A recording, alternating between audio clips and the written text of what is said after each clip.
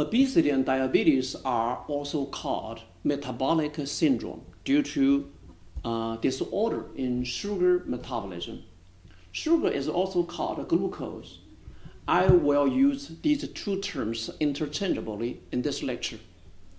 Glucose by nature is of fuel. That is to say, its principal mission is to burn itself to provide energy for biological activity of the body. Pay special attention to its nature as a fuel. It is a fuel, ladies and gentlemen, exactly like gasoline to a car. How can you neglect oxygen when you consider about a fuel? Unless there is sufficient oxygen always available right there. But as I concluded in previous sections, hypoxia is permeated in modern human life. What if the body falls into hypoxia as seen made by poor RBC quality? I believe you remember the 5 factors of RBC that influence oxygen delivery efficiency of the blood. Without a question, hypoxia must cause disorders to glucose metabolism. However, now in clinical practice worldwide, hypoxia is almost totally neglected while treating obesity and diabetes. If you are one of the patients, have you ever heard your doctor talking about hypoxia? Isn't it a serious blunder? Okay, let's see in detail on this subject. I believe everyone knows about this hormone, insulin, without which cells are hard to take up glucose. Therefore, insulin plays the pivotal role in glucose metabolism. The general rule is the more insulin is out there, the more quickly a cell takes up glucose from blood. Accordingly, the faster the sugar level comes down in the blood. The factors that are influential to glucose metabolism can do so by affecting secretion of insulin. So question is, how hypoxia affects the secretion of insulin? My proposition is that hypoxia stimulates or promotes insulin secretion. I have 2 evidences supporting my proposition. According to a paper by R.C. Soni et al., when people move from sea level to high altitude of 3,000 meters above sea, insulin level elevates markedly. For your information, oxygen content of the air at 3,000 meters above sea is approximately 30% less than that in sea level. It means when you come to high altitude area, your blood carries less amount of oxygen.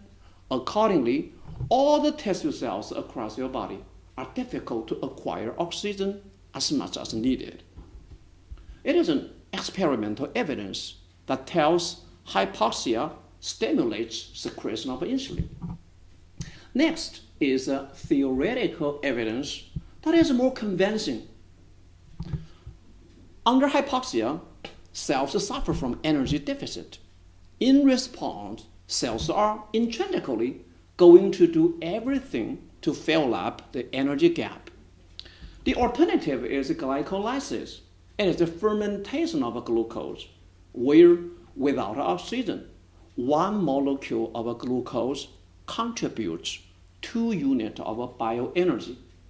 In comparison, though, the identical 1 molecule of glucose contributes 38 units of bioenergy under sufficient oxygen supply.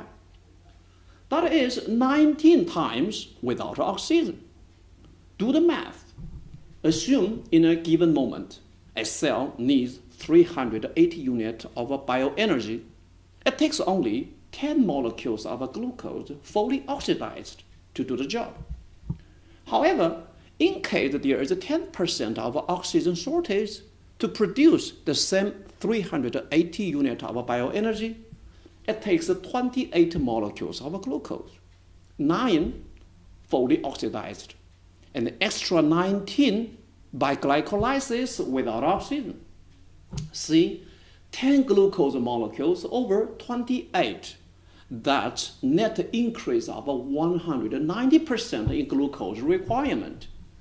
In other words, under hypoxia, cells have voracious appetite for glucose in order to fill up the energy gap.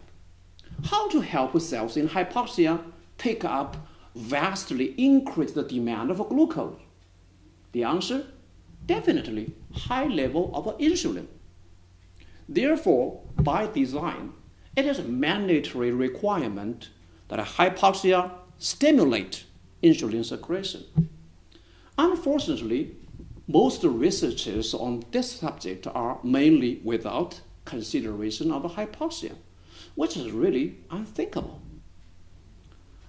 Keep it in mind, it is hypoxia that requires high insulin level to solve energy deficit, other than so-called insulin resistance that induces high insulin level.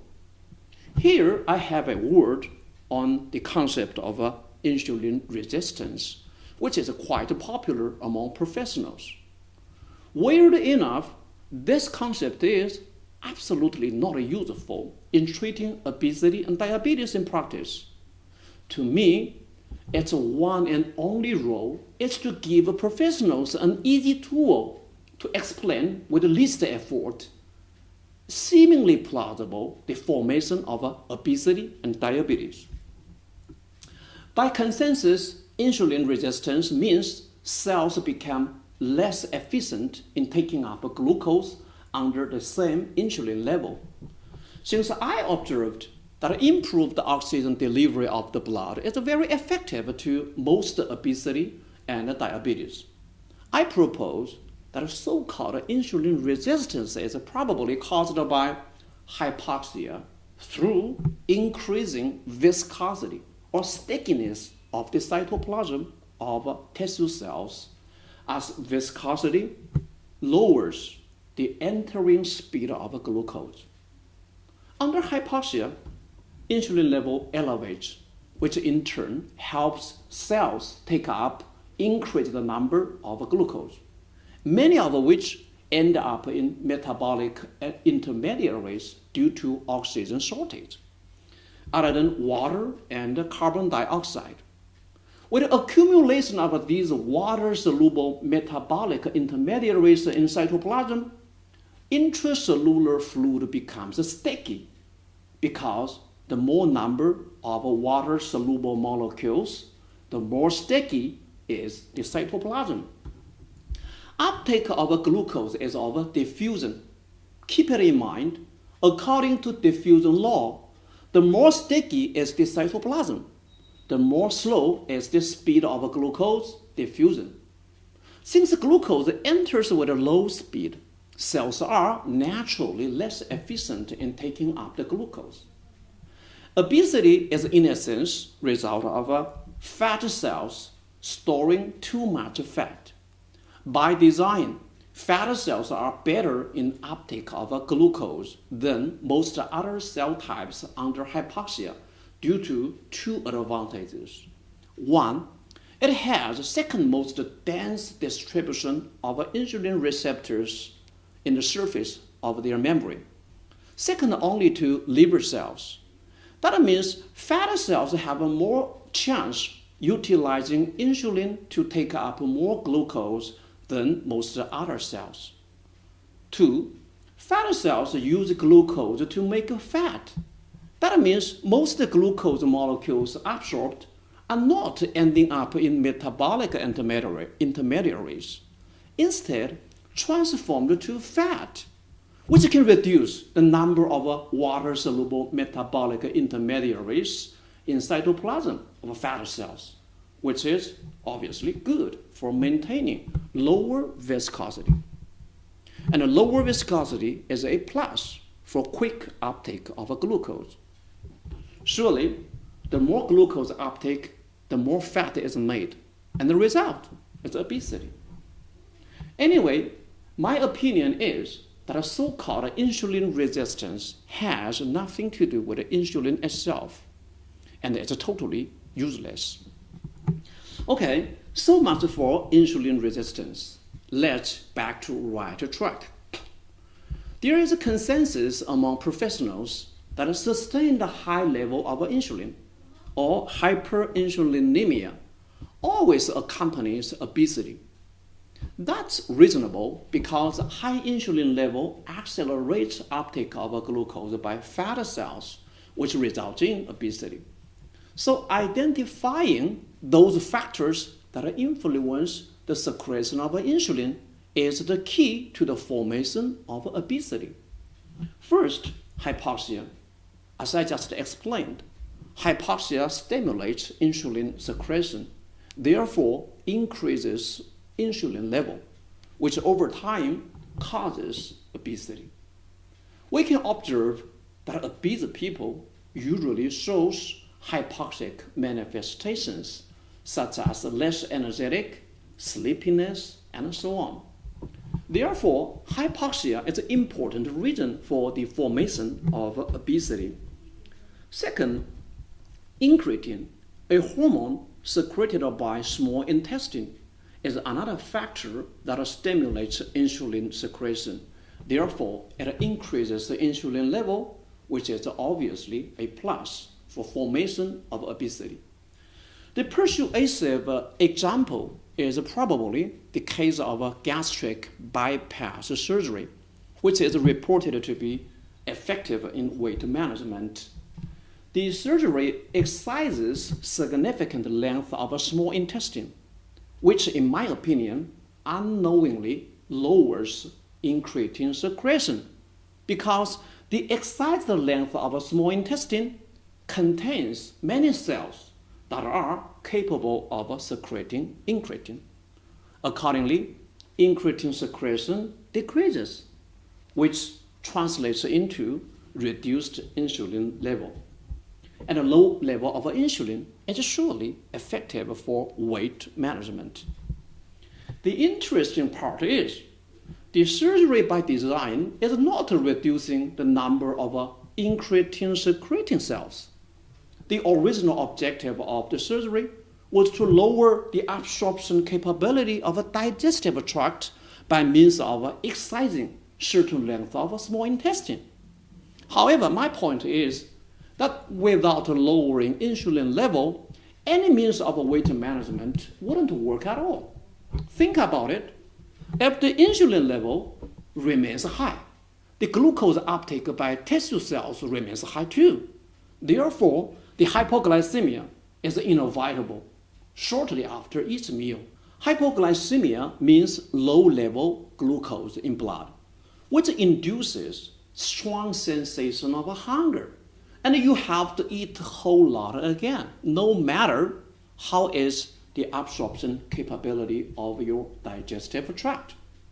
See, those obese people, they have a voracious appetite for food, which is the result of a hypoglycemia, which in turn is caused by high level of insulin. Therefore, for weight management, manipulation of insulin level is the ultimate key, not the absorptive capability of a digestive tract. By the way, so far, it is not clear how incretin is regulated. Thirdly, epinephrine, or adrenaline, secreted by adrenal glands, inhibits insulin secretion, lowering insulin level, which causes thinness. High level of epinephrine brings about several other manifestations, such as short temper, hyperactivity, insomnia, etc. If you are good on observation, you will find none of these traits is connected to obese people, which implicates that obese people are low in epinephrine. In fact, if anyone is high in epinephrine, they are off from obesity because high level of epinephrine inhibits emergence of a high insulin level, which is a precondition for the formation of obesity. This is a very important point. Keep it in mind. High level of insulin, which causes obesity, is incompatible with a high level of epinephrine. Meanwhile, epinephrine stimulates fat cells to release fat reserve, which is obviously good for weight management. Therefore, certain level of epinephrine is a must condition for proper weight management. Ephedrine, an extract from yellow hemp, has a similar medical efficacy with epinephrine, also able to inhibit insulin secretion as well. It was once a hard sell item for weight management dozens of years ago in America, and banned at the end due to the fact that, like epinephrine, abuse of it induces cardiovascular problems. Okay, to sum up, the formation of obesity requires high-level insulin, which in turn is caused by hypoxia, normal or high level of incretin presumably, and a low level of epinephrine. Now let's turn to the topic of the formation of diabetes. By definition, diabetes is the situation where sugar level maintains at a higher than normal level.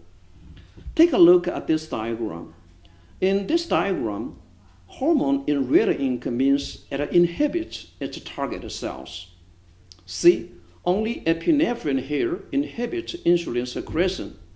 Other hormones are all in black ink, which means they stimulate target cells. For regulation of glucose in blood, there are always two sides in work: the side of glucose uptake by tissue cells and the side of glucose supply, mainly by the liver.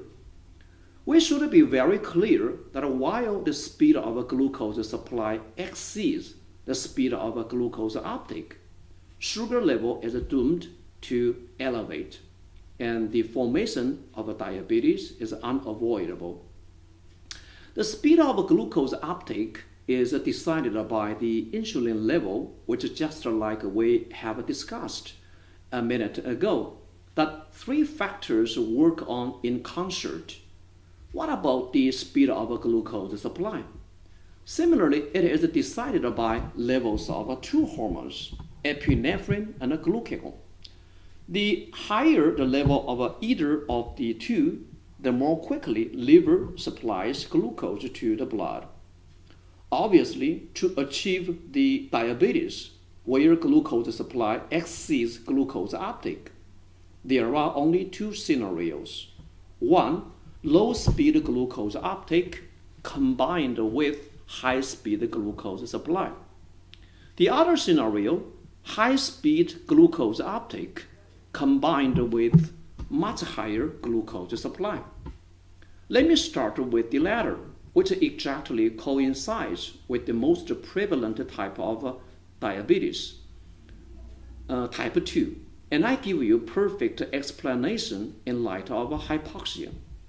First, high-speed glucose uptake, which requires a high level of insulin. Type 2 diabetes is preceded by obesity, which is caused by high insulin level, as we concluded a few minutes ago. And high insulin level causes high speed of glucose uptake. And high insulin level is caused mainly by hypoxia and low-level epinephrine, as we concluded while we discussed the formation of obesity. Type 2 diabetes are also characterized by susceptibility to hunger and hypertension. High level of insulin helps the tissue cells take up glucose quickly, causing shortly after each meal hypoglycemia, which induces strong sensation of hunger. Severe hypoxia is also able to cause high blood pressure, mechanism of which has been discussed in previous section. See, everything is caused by hypoxia in case of obesity and type 2 diabetes.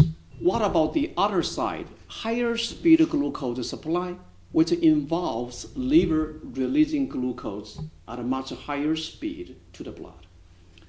By analogy, liver is like the oil tank of a car, and the glucose like oil. After each meal, liver builds up a glucose reserve, which is like filling up the oil tank.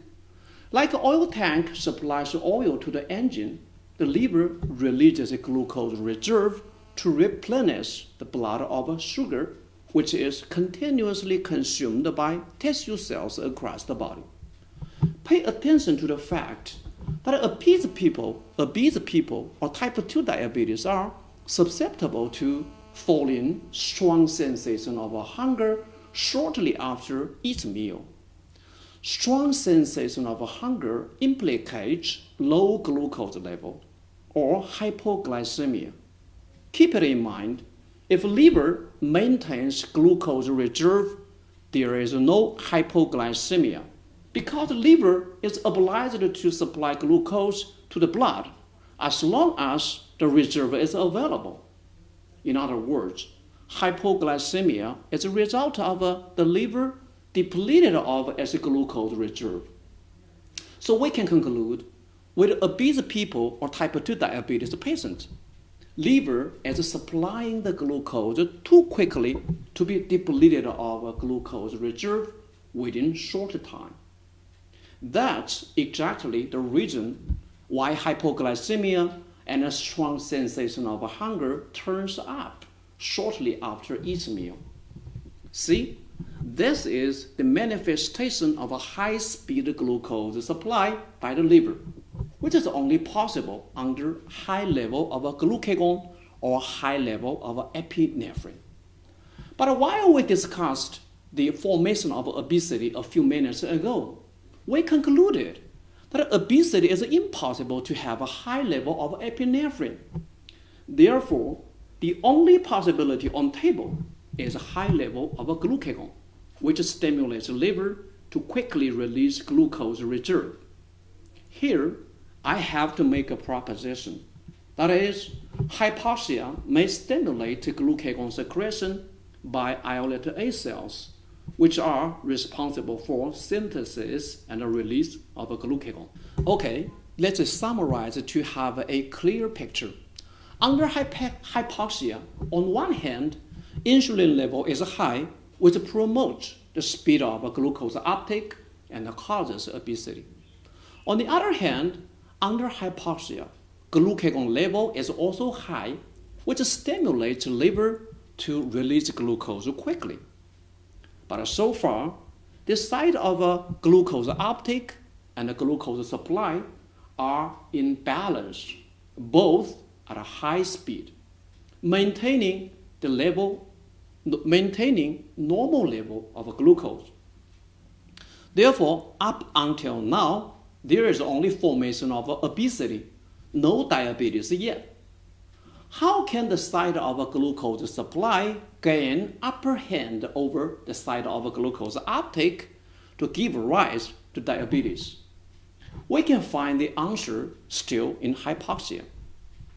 Hypoxia over time causes the death of islet B cells, which is responsible for insulin synthesis and release, because B cells are, by design, very susceptible to hypoxia. As a result, insulin secretion tapers off under sustained hypoxia over time. On the other hand, glucagon secretion by islet A cells is not compromised by hypoxia, because not like B cells, A cells don't die. See, over time, insulin secretion tapers off due to the continuous demise of B cells, which means the speed of glucose uptake is progressively compromised, while the glucagon secretion remains strong, which means the speed of glucose supply remains high. This situation must evolve into diabetes over time. Now, we can clearly see type 2 diabetes is possible only after significant number of B cells die away which certainly takes quite a time. That's why obesity always precedes type 2 diabetes. Assume islet B cells don't die under hypoxia condition, then there will be only obesity, no diabetes at all. Mind you, at the beginning stage of diabetes, patients are still higher in insulin level than the normal people, but the glucagon level is much higher. And it is predictable that at the advanced stage, when the number of surviving B cells is too low, the insulin level may dip less than that of normal people. Then one is to become thinner day by day, but glucose level becomes more difficult to control. Now let's turn to second scenario, where the speed of glucose uptake is low and the speed of glucose supply is high. Although type 1 diabetes belongs to this scenario as well, which is saved of discussing in this lecture. What I'm talking about is a novel type of diabetes characterized by high level of epinephrine. In the past 11 years, I observed that one type of diabetes is quite prevalent, but it seems not covered medically. This type of diabetes are characterized by short temper, not necessarily young of age, normal blood pressure, getting thinner day by day upon initiation of the diabetes. Many of them got the diabetes after emotional trauma, which implicates probably there is an issue of a microcirculation disturbance in certain region of the brain. For the mechanism causing microcirculation disturbance, you may watch previous section. Before initiation of this type of diabetes, one may be obese, but upon onset, one gets thinner day by day. Again, take a look at this diagram. Thinning is an important sign that implicates the patients are low in insulin, which means the speed of glucose uptake is slow. See, this type of diabetes is slow in glucose uptake. Let's see how the three factors that are influential to insulin secretion work to maintain low level of insulin.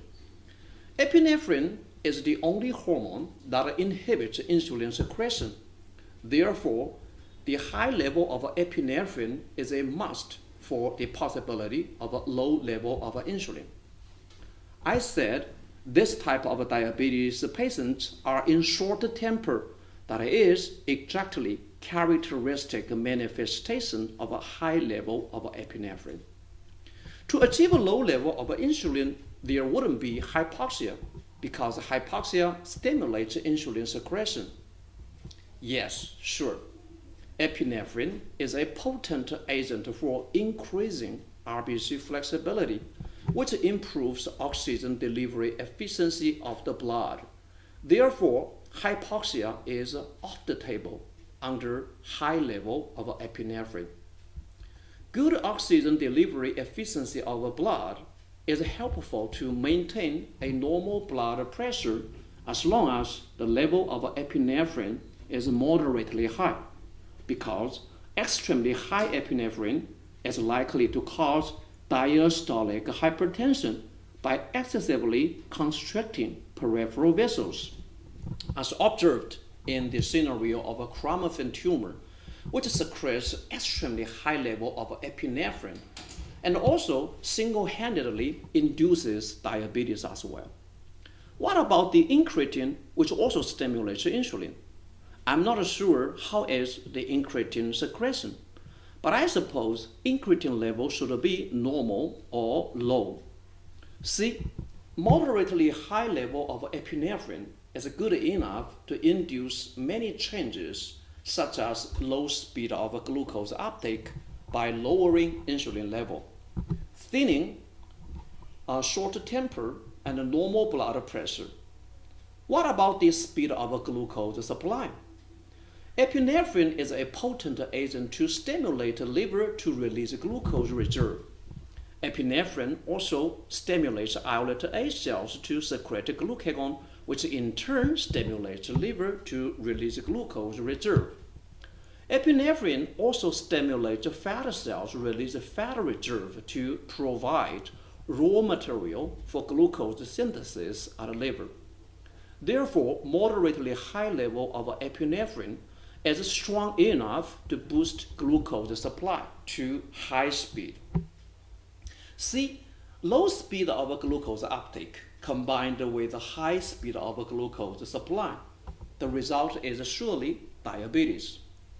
This type of diabetes is in a sense result of a high level of epinephrine, which is likely caused by microcirculation disturbance in either hypothalamus, which regulates the secretion of epinephrine, or adrenal gland, which are responsible for synthesis and release of epinephrine. I coined this type of diabetes epinephrine-rich diabetes. Okay, now what about the solutions? I observed the method of OTEC is very effective with obesity and type 2 diabetes patients, as they are purely caused by hypoxia. Once they regain being energetic, which implicates good oxygen supply across the body, their overall health conditions, including the sugar level and the complications, improves significantly. The improvement can be felt in person very vividly. For more information, you may visit my website here, zhuchengtai.net. For epinephrine-rich diabetes, the solution to microcirculation disturbance is supposedly useful, which was described in previous section of formation of microcirculation disturbance. It is expected that a healing crisis is likely to occur at the beginning stage with this type of diabetes, which means temporary rise in sugar level, and you need an insulin injection to control the glucose. Okay, so much for obesity and diabetes. Let's move on to the next section, hypoxia on brain problems.